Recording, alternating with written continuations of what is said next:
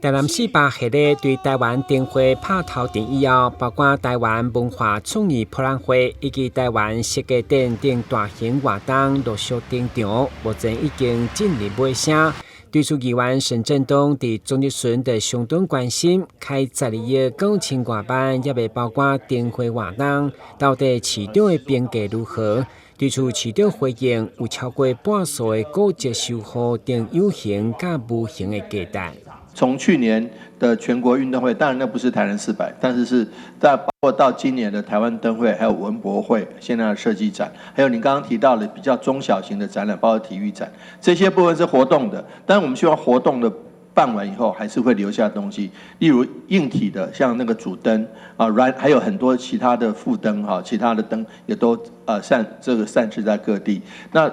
这个另外一个部分就是一个很好的一个主办的经验。讲到台南市八议员沈振东，主要是关心台湾设计展以大菜市的古迹为主要的展览场，就希望古迹再现风华。不过因为周边工程一拖再拖，真侪硬体拢也未完工，所以被外界质疑是急救章，所以要求市府尽速完工，嘛互摊商伫明年会当如期进驻。文资审议大会就是说一排就是一排，不要再种3排、4排、2排，就是一排。那在这样的一个状况之下，我们幸好有台湾设计展，要不然我想现在是西市场这个一排的卖店，搞不好现在还没有办法可以出现这样的一个状况。所以未来我们的就是讲，伫后边迄个阶段9月了后头有4个到5个工班伫当中啦。当然是啊，这些公班那不都是因为为了要台湾设计展，所以所请出来协助帮忙的吗？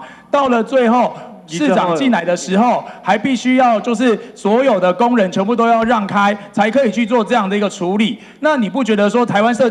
如果没有台湾设计展，就没有办法可以把这一排卖店去把它做展出？那你明年到底能不能够可以让摊商可以如期如实如质的回来？台南新闻，军籍林英根采访报道。